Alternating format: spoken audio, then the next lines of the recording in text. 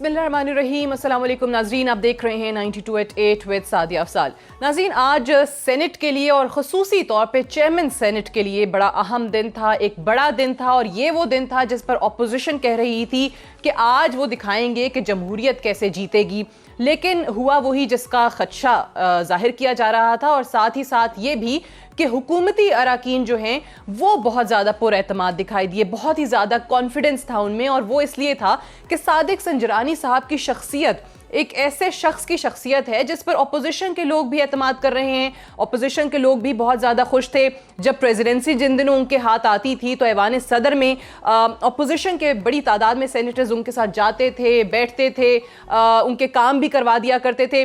आखिर वाकई ये वजह बनी या कोई और वजह है कि संजरानी साहब के खिलाफ जो आज तहरीक अदम एतमाद पेश की गई अपोजिशन अराकीन की जानिब से, वो नाकाम हो गई। संजरानी साहब बहरहाल कहीं नहीं गए, और यही हाल दूसरी जानिब से हुकूमती जो तहरीक अदम एतमाद थी डिप्टी चेयरमैन सेनेट के लिए सलीम मांडवीवाला के लिए, उसका भी हुआ।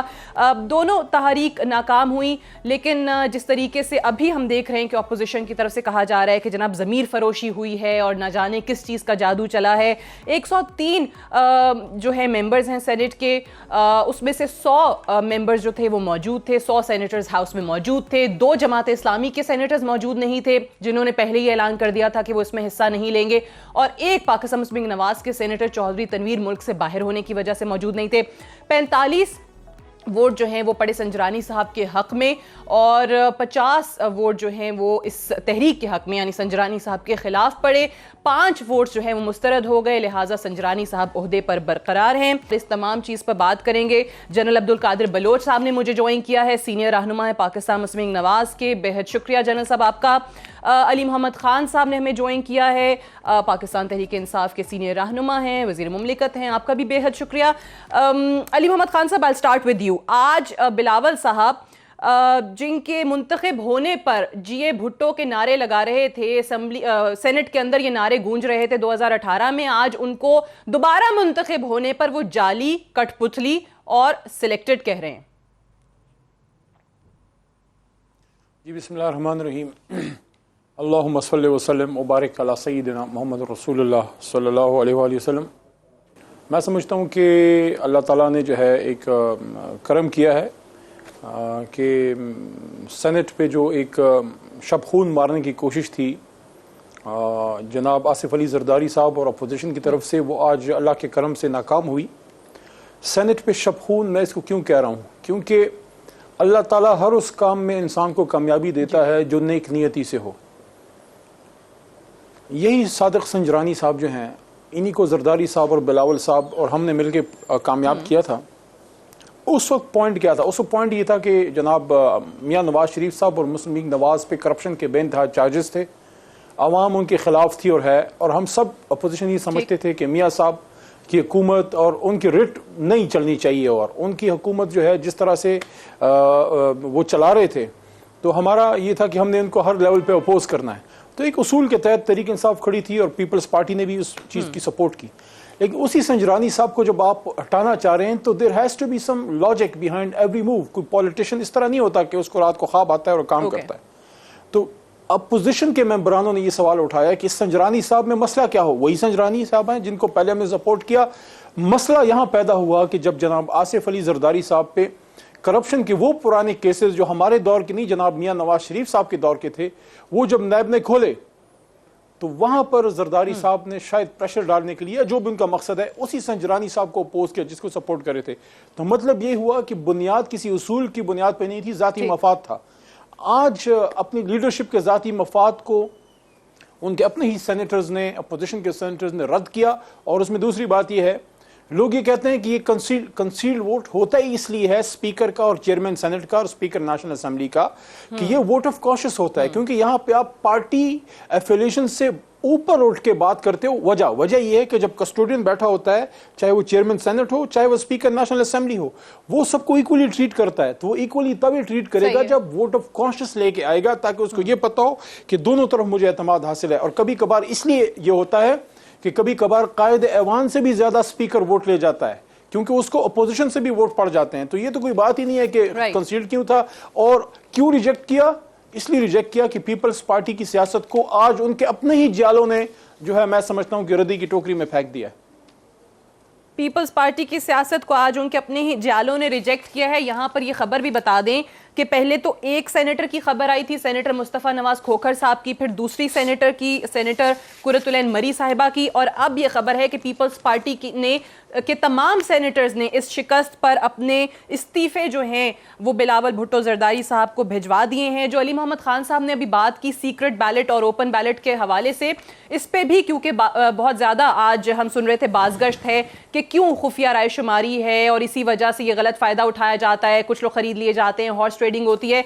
तो आपको ये खबर भी बता दें कि 2015 में इमरान खान साहब ने एक प्रेस कॉन्फ्रेंस के अंदर, ये गिलगित बल्तिस्तान में थी, और इसमें उन्होंने ये मुतालबा किया था कि तमाम पॉलिटिकल पार्टीज़ जो हैं वो इस बारे में सोचें, आइन के अंदर तरमीम लेकर आएँ कि ये जो खुफिया रायशुमारी है चेयरमैन सेनेट के इंतखाब के लिए, इसको ख़त्म होना चाहिए। और उस वक्त जो अब मौजूदा वज़ीर आज़म हैं और उस वक्त पाकिस्तान तहरीक इंसाफ के चेयरमैन इमरान खान साहब की जो सजेशन थी उसको अपोज किया था। इस प्रपोजल को पीपल्स पार्टी ने और PMLN ने रिजेक्ट कर दिया था, जो आज खुद इसकी बात करते नजर आ रहे हैं।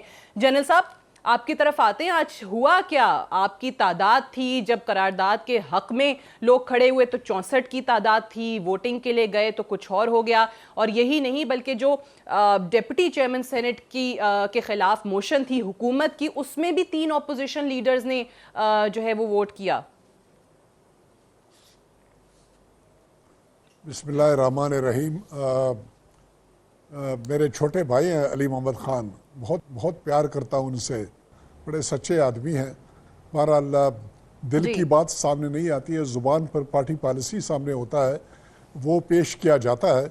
और मेरे ख़्याल में, मैं ज़ाती तौर पर जिस अली मोहम्मद ख़ान को मैं जानता हूँ, मैं यकीनन इस बात के ऊपर यकीन करता हूँ कि वो भी इस बात पे कायल होंगे कि ये एक सही आउटकम नहीं था इस तारीख के अदम एतमाद का।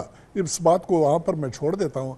बहरहाल मैं तो एक लफ्ज़ के बारे में मैंने सोचा था, मुझे पता था कि आप इस टॉपिक के ऊपर आज बात कराएंगे हमसे, वो एक हॉर्स ट्रेडिंग वाली बात थी। मैं घोड़े, मेरे ख्याल में बहुत ज़बरदस्त किस्म का एक जानवर है और जानवर है, उसकी बेइज्जती नहीं करनी चाहिए। हेयर आफ्टर एटलीस्ट पाकिस्तान में इसको हम रिप्लेस करें डंकी ट्रेडिंग से, वो ज़्यादा बेहतर होगा।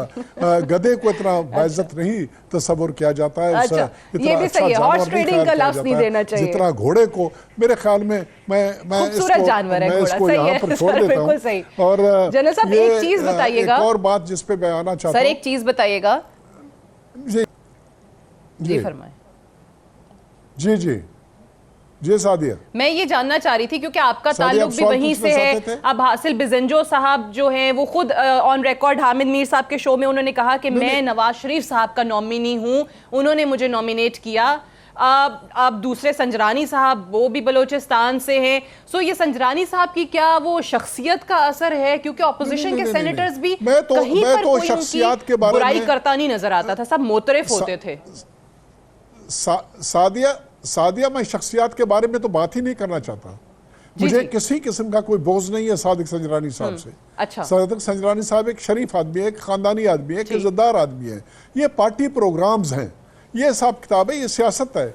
मुझे उसके खिलाफ कोई चीज़ नहीं है। और जहाँ तक मीर आसिल खान का ताल्लुक है, वो एक बहुत बड़े बाप के बेटे हैं और एक पार्टी से उनका ताल्लुक है, उनको आप छोड़ दीजिए।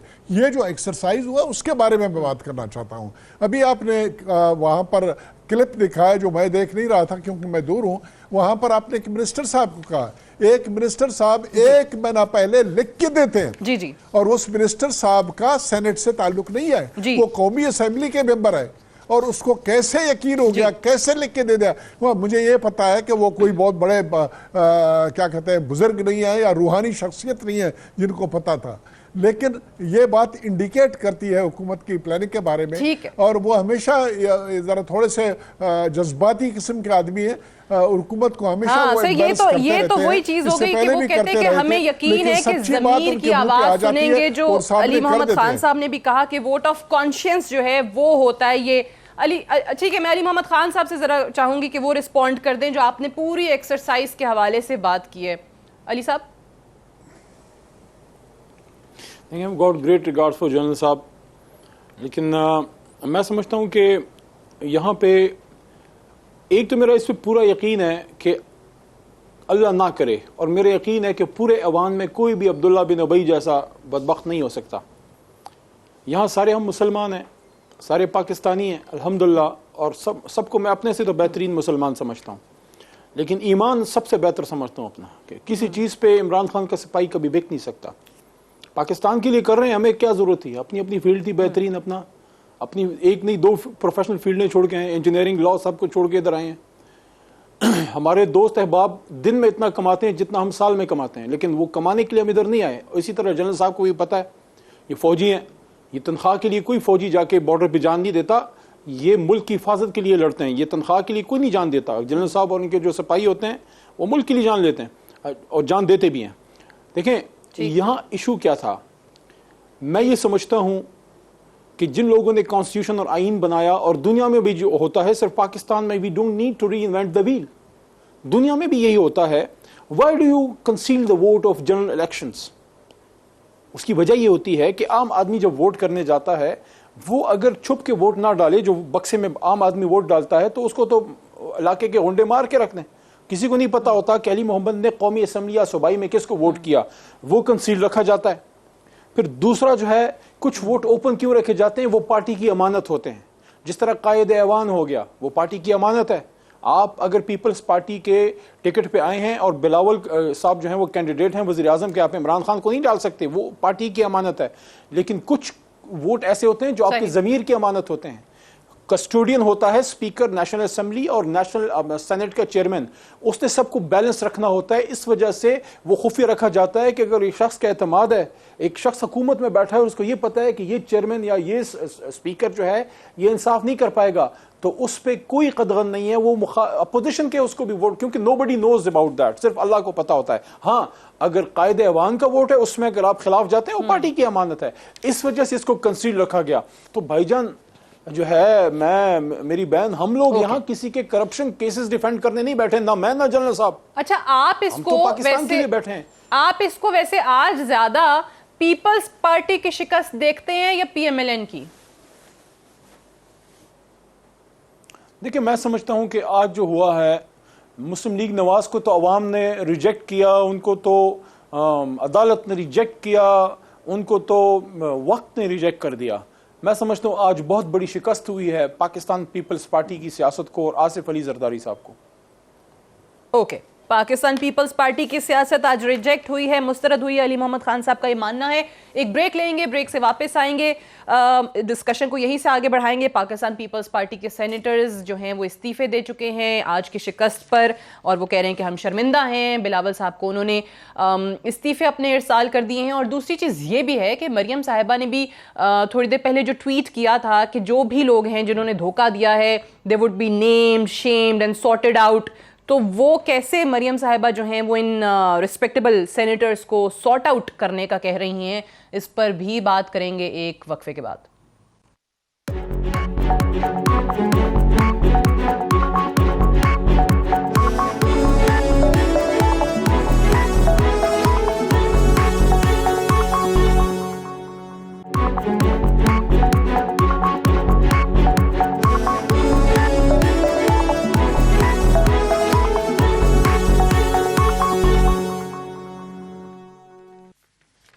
वेलकम बैक प्रोग्राम में एक बार फिर से खुश आमदीद। जनरल साहब, ये जो 14 सेनेटर्स कहा जा रहा है ऑपोजिशन के, जो पार्टी पॉलिसी से, पार्टी लाइन से जिन्होंने आज इनहराफ किया है, क्या इनके खिलाफ क्या एक्शन लेने जा रही हैं ऑपोजिशन की जमातें? पीपल्स पार्टी के सेनेटर्स ने तो अभी इस्तीफे भिजवा दिए हैं बिलावल साहब को।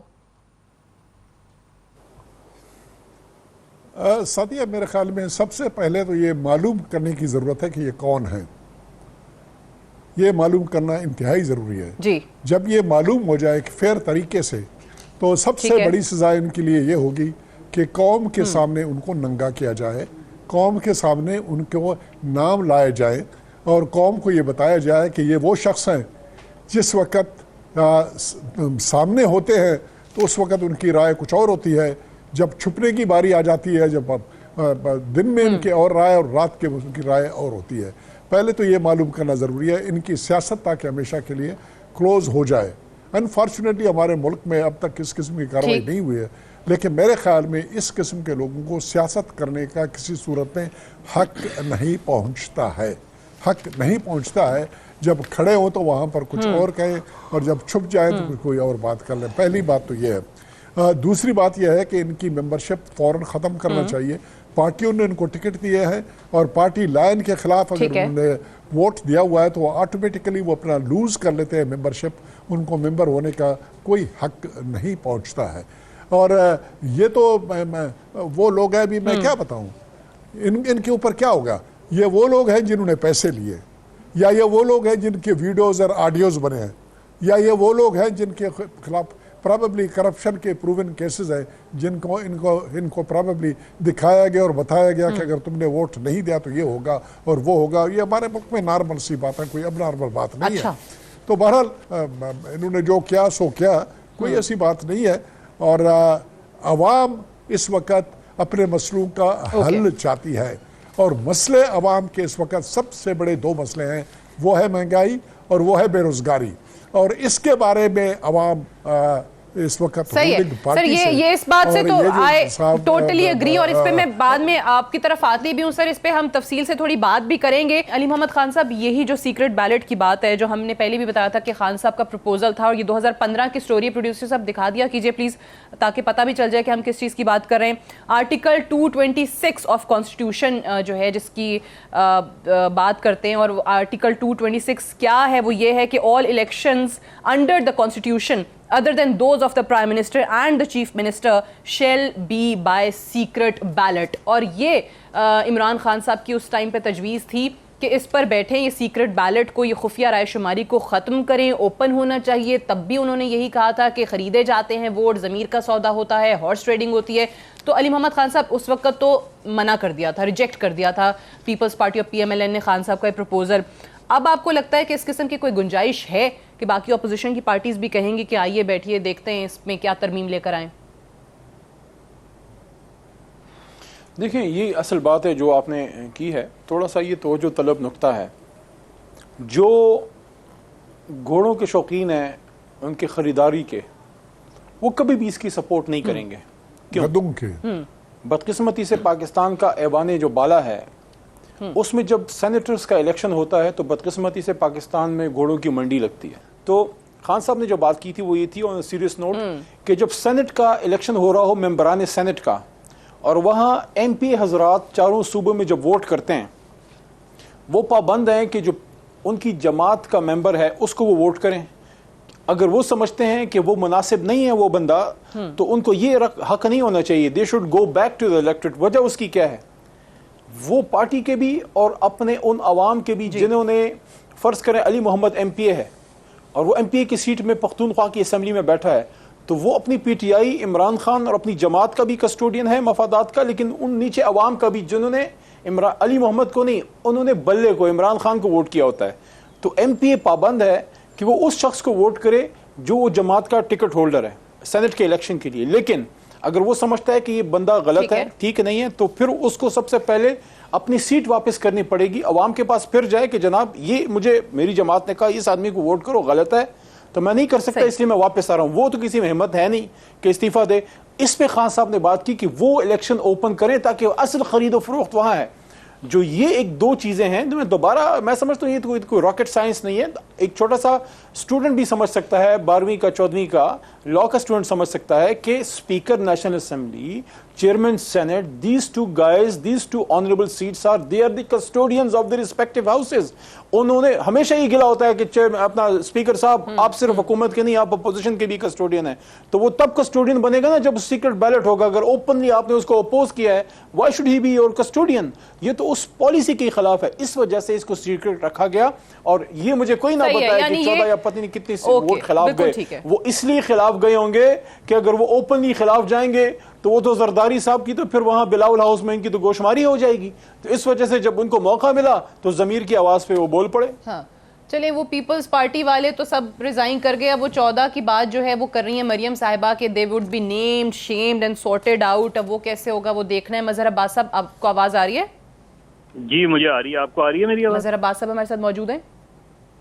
जी बहुत शुक्रिया। जी जी बिल्कुल, अभी आई कैन हियर यू। मजहर अब्बास साहब, आज आपकी नज़र में क्या हुआ, किसकी फतह हुई, किसकी शिकस्त हुई? देखिए, शिकस्त तो सियासत की हुई है। फतह तो जाहिर है जो जीता है उसकी फतह हुई है, लेकिन मुझे बताएं कि हासिल बिजंजो ने 50 वोट लेके हासिल बिजंजो हार गए और संजरानी साहब 45 वोट लेके जीत गए। यानी इस कैलकुलेशन को हम क्या समझें? देखिए, अभी मैं अली की बात सुन रहा था। अली बहुत तहरीक इंसाफ के बड़े मुतहर्रिक जो है वो कारकुन हैं, बहुत अच्छा बोलते हैं और इनकी रेपुटेशन एज एन ऑनेस्ट और इंटेग्रिटी वाले शख्स की है। इसको पॉलिटिक्स में खुदा के लिए से ज़मीर के नाम का वोट ना कहें, इसलिए कि अगर ज़मीर वाला आदमी होता है तो फिर अगर वो किसी चीज़ के खिलाफ होता है तो फिर वो उसका हिस्सा नहीं रहता। ये नहीं हो सकता कि ज़मीर वाला शख्स जो है वो जब जो है वो रेजोल्यूशन मूव की जाए तो वो खड़े होके उसके साथ खड़ा हो, और जब सीक्रेट बैलेट हो तो वो उसके खिलाफ वोट दे दे। ज़मीर वाला शख्स तो वो होता है जो खुलकर बात करता है और कहता है कि नहीं, मैं आपकी इस पॉलिसी को दुरुस्त नहीं समझता, मैं इस्तीफा देता हूँ और मैं जाता हूँ, घर जा रहा हूँ, मैं किसी दूसरी पार्टी में ज्वाइन कर रहा हूँ। हमारा बदकिस्मती ये कि जब लोग वफादारियां तब्दील करते हैं तो हम उसे ज़मीर का नाम देते हैं। जब लोग अपनी एक पार्टी से दूसरी पार्टी जानते हैं, कभी किसी पार्टी ने उनसे पूछा कि आप किस वजह से इस पार्टी को छोड़ के इस पार्टी में आए? ये आइडियोलॉजिकली आप देख लें, उठा के देख लें, सही है, बिल्कुल सही, उठा के देख लें, वो तब भी ज़मीर जागता है एक पार्टी छोड़ के दूसरी में जब जा रहे होते हैं। के लिए इसको ज़मीर का वोट ना कहा करें, इसलिए कि ज़मीर की बुनियाद पर वोट नहीं दिया गया। ज़मीर की बुनियाद पे वोट देने वाला फिर आज वोट देने के बाद उस पार्टी का हिस्सा नहीं रहे, उस पार्टी का, बल्कि उससे पहले ही उसको चला जाना चाहिए।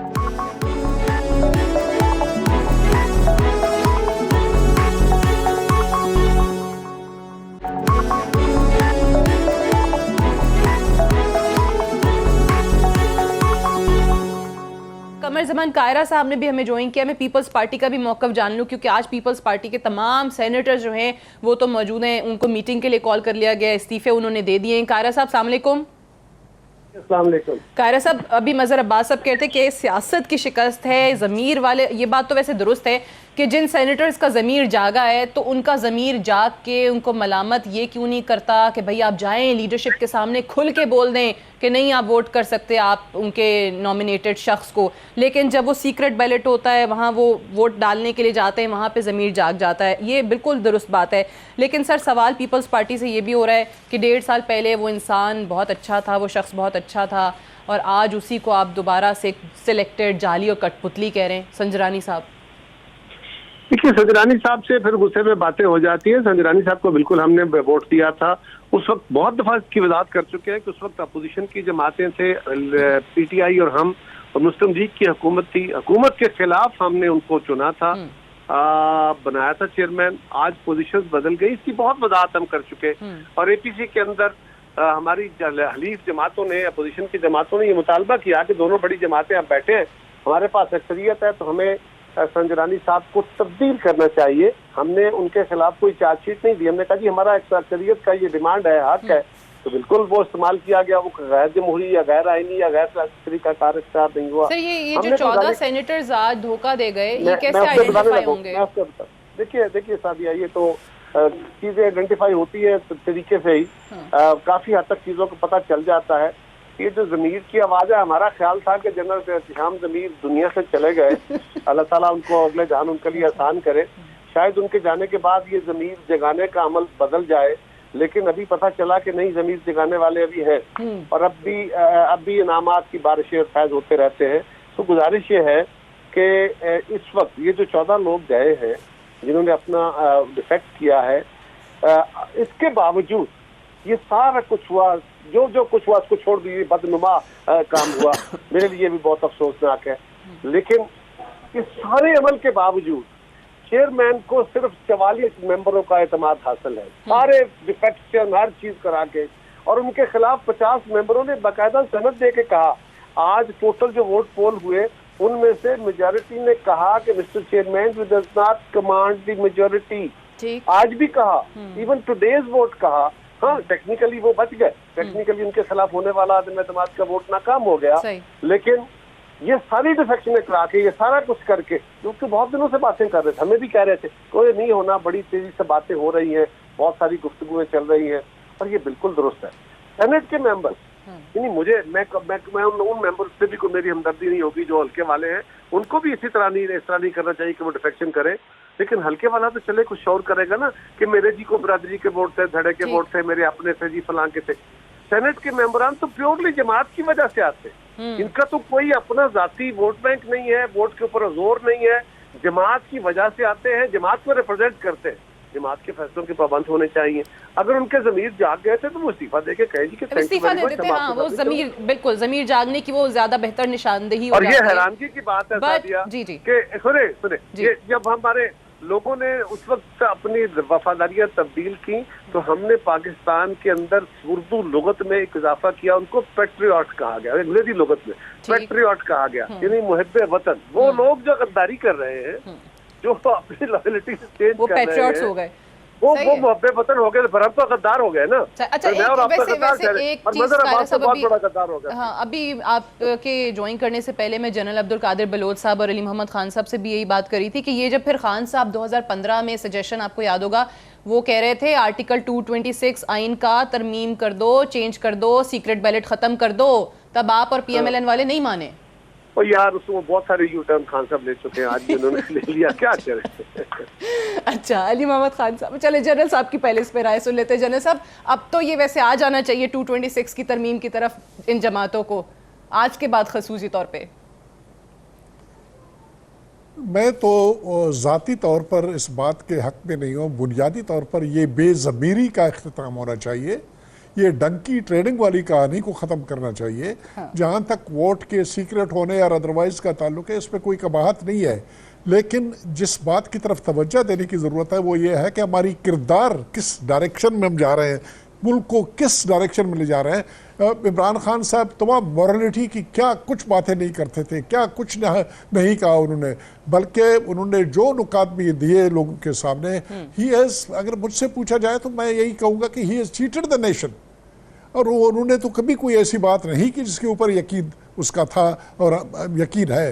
हर वो बात जो उसने की है वहाँ से उसने यू टर्न किया है, क्या कुछ उसने नहीं कहा। आज वो बातें किधर हैं? आज तो उसकी पार्टी की हुकूमत ही नहीं है, आज तो वहाँ पर तमाम के तमाम टेक्नोक्रेट आए हैं मुल्क के मुकद्दर के ऊपर, उनका कब्जा हो चुका है, वो डायरेक्शन दे रहे हैं, कार्रवाई कर रहे हैं। आज तो पीपल्स पार्टी के लोग उसके साथ बैठे हुए हैं जिनको वो कंडम करता था। अच्छा। उसकी अपनी पार्टी के लोग तो सवाए अली मोहम्मद खान के या शफकत महमूद साहब के या शाह महमूद कुरैशी के और किसी को तो मेरे ख्याल में हम तो उसको उनको समझते नहीं है। ये अभी किधर गई उनकी वो जमहूरत, कहाँ गए? उसका क्या IMF के पास अगर जाए तो मैं ये करूँगा, पेट्रोल की कीमत 74 रुपये से ऊपर हो गया तो मैं ये करूँगा, और पैसे की वैल्यू अगर ये हो गई तो मैं ये करूँगा, फलान करूँगा। वो तमाम बातें जो उन्होंने कहा था उन बातों में से किसी के ऊपर आज वो ना पार्टी कायम है, ना खान साहब कायम है, और ना खान साहब की अपनी कोई से है। आज अमेरिका ने वहाँ पर मुस्कुराहट दिखाई और क्या कुछ गालियाँ देने के बाद आज हम सेलिब्रेट कर रहे हैं पूरे मुल्क में, किसी बहुत बड़ी अचीवमेंट हुई है, और वो अचीवमेंट कहाँ पर जाके ख़त्म हो गई? रब पाक हमारे ऊपर रहम करे।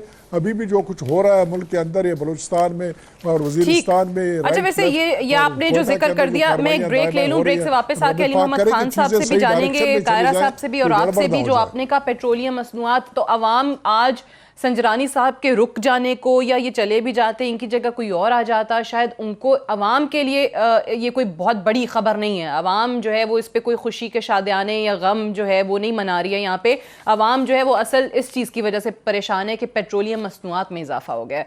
पेट्रोल 5 रुपये 15 पैसे महंगा हुआ है, हाई स्पीड डीजल 5 रुपये 65 पैसे महंगा हुआ, लाइट डीजल 8 रुपये 90 पैसे महंगा हुआ, और मट्टी का तेल 5 रुपये 38 पैसे महंगा हो गया है।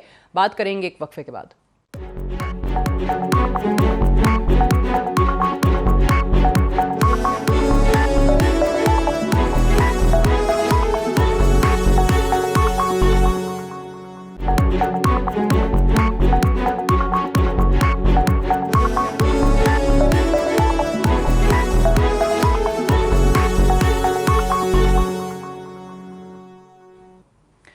Welcome back. प्रोग्राम में एक बार फिर से खुश आमदीद। अली मोहम्मद खान साहब, चलें, संजरानी साहब चेयरमैन सेनेट के ओहदे पे बरकरार हैं, बड़ी अच्छी बात है, हुकूमत को मुबारक हो। ये पेट्रोलियम मसनूआत में इजाफे का क्या करना है सर?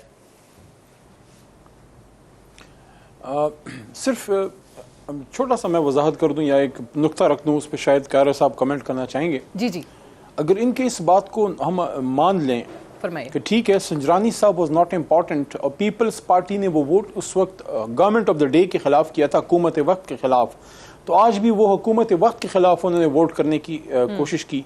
तो सवाल ये है कि ये इनको अचानक ये पीपल्स पार्टी का ज़मीर जो है साल बाद कैसे जागा, इनका ज़मीर कैसे जागा कि साल बाद उनको पता लगा कि ये जो बैठे हैं संजरानी साहब, इनको हुकूमत की हिमायत हासिल है।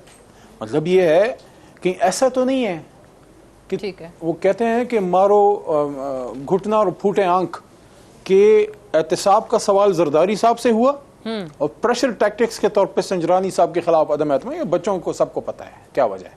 अगर आप हुकूमत के खिलाफ थे तो वो तो आप डे वन से हैं, वो तो आप कई महीनों से हैं। चले पहला महीना या डेढ़ निकाल लें जब जरदारी साहब ने कहा था कि हम गवर्नमेंट को सपोर्ट करेंगे फलां ये वो, लेकिन वो ज़माना याद करें जब अपना बिलावल साहब कह रहे थे मैं तो निकलूंगा, मैं तो लॉन्ग मार्च करूंगा, मैं तो ट्रेन मार्च करूंगा। उस वक्त आपको करना चाहिए था। या आप इस वक्त के इंतजार में क्यों बैठ रहे कि जैसे ही जरदारी साहब के खिलाफ करप्शन के केसेस दोबारा खुले, और हमारे बनाए हुए नहीं थे वैसे, इतना मैं बता दूं, तो वो नज़ला सारा सेनेट के जो है अपना ऐवान बाला पे गिर गया। मतलब ये शब खून, आप सवाल आपसे करप्शन का हो रहा है, शब खून आप सेनेट पे मार रहे हैं। मुझे नहीं समझ आ रही, वैसे अगर ये समझाना चाहें तो समझा सकते हैं। आपके नुक्ते की तरफ आता हूँ। देखें, दो बातें हैं। कोई भी, मैं ये मानने के लिए तैयार नहीं हूं कि कोई हुकूमत जो है वो जान के कीमतें बढ़ाती है, मजबूरी के आलम में बढ़ाती है। ये तो एक बात है। इंटरनेशनल प्राइसेस में चेंज आता है, आप जो है हुकूमत के कंट्रोल में नहीं रहता, आप ओगरा सारा वो करता है, और that depends upon the market. Number one. Number two, साहब ने आज कहा कि इंटरनेशनल मार्केट में ऑयल प्राइसेस गिर रही हैं, कम हो रही हैं, तो आप क्यों बढ़ा रहे हैं? देखिए, वो तो खैर अपना पेट्रोलियम मिनिस्ट्रीज पे प्रॉपर जवाब दे सकती है, लेकिन मैं जो अर्ज कर रहा हूँ वो ये है कि ओगरा के कंट्रोल में है, गवर्नमेंट के कंट्रोल में इतना होता नहीं है। लेकिन दूसरी चीज़ देखें, हम अगर 5 साल बाद भी इसी तरह हालात के जो है वो घोड़े पे सवार रहे और बगैर किसी खुदा न खास्ता कंट्रोल के किसी को हाथ हुकूमत दे दी, तो फिर हम उनको जवाबदेह होंगे और वक्त के सामने भी जवाबदेह होंगे।